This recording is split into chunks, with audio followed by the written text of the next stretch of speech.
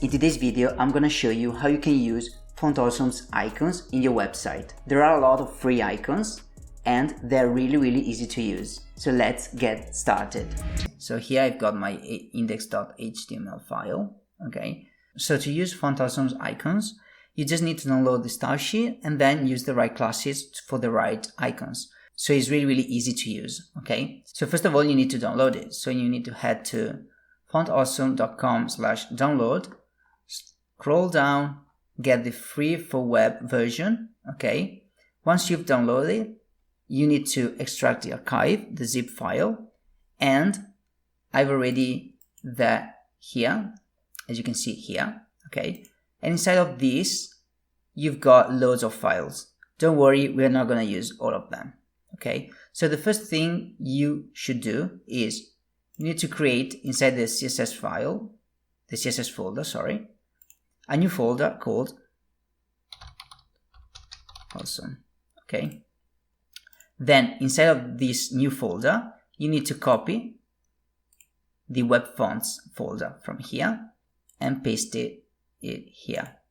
Okay. So you've got FontAwesome, CSS, FontAwesome, web fonts.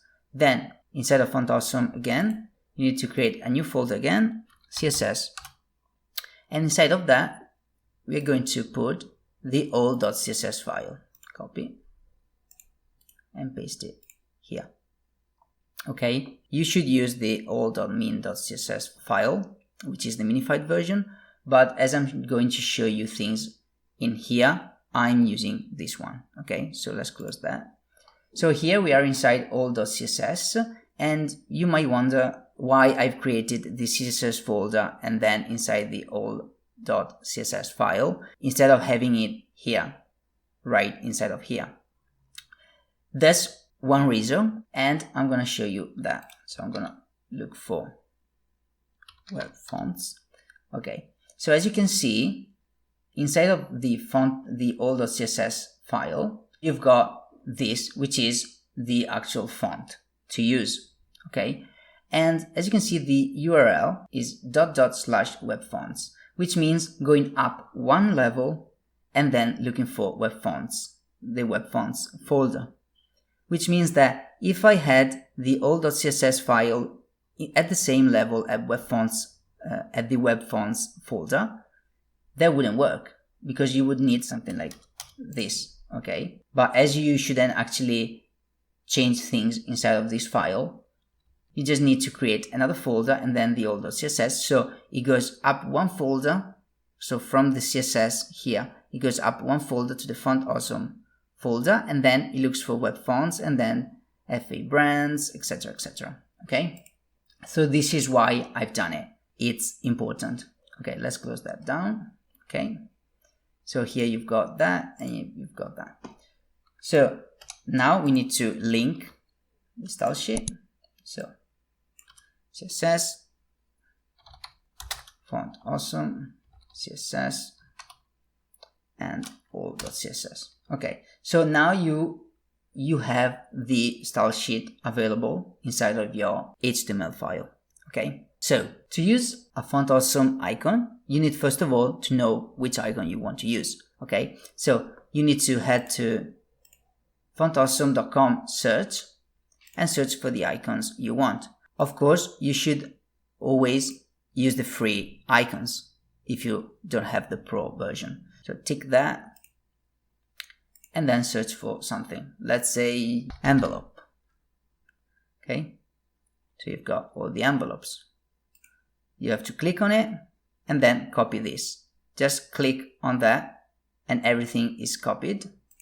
You can, I don't know, paragraph and then first icon. Then you paste that, you save the file, and as you can see here, you've got your icon. Really easy. Let's do another example. For example, let's do link, external link, and here we can search for external link. Let's copy that, put in here. As you can see, here you've got your external link. Okay, so really easy to use. Okay, of course you can use them wherever you want. Okay, one important thing to know is that you can use the CSS, and these are sort of fonts. So for example, let's say you want to change the font size of the link. So for example, you can do something like font size 30 pixels. As you can see, here you've got the icon resized as the text, because this icon is actually text. It's a font. And the same thing applies to the color. So for example, if I do something like color red, as you can see, you've got the icon red. Okay, let's go back to... So as you can see, you can sort of manipulate the icon as you would do with some text. Okay, because it's actually a font. You can change color, you can change font size and things like that. So experiment with that, because you've got loads of things you can do, and you just need to experiment and see if something works, if something doesn't work. Okay, so one other thing that I wanted to mention is that if you know that you're just going to use, I don't know, like solid or maybe the brands, right? Another thing I want to show you is that you've got different classes for different groups. So for example, if you've got, let's say, GitHub, copy that in here. As you can see here, you've got your GitHub icon, but you've got a different group here. So this is part of the brands, this is part of the solid, etc, etc. And you can see them here. You can see here brands, regular, solid, etc. So if you notice that you're just using brands, for example, then you shouldn't use, you can use that, but you could just use brands and fontawesome.css, which is the base CSS. So you need that, the root CSS. Okay, so let's say that you just want those. So let's delete those. You just have brands. Okay, so you can delete this as well, and you can copy fontawesome, copy that in here, and then the brands, copy and paste. Okay, in here you need to, of course, link that. So first of all, you need to link the fontawesome CSS, fontawesome.css, and then the brands.css. As you can see, it still works. Why? Because you've got the base CSS and you've got the brands, and this is brands. If you had solid, you would need to import. So here you would need solid, and you would need to copy that from here to here. Okay, so this is something that you could do to not have all the icons. And another thing you could do is you could delete regular solid from here. So for example, if I were to delete them, just try, okay, just like that.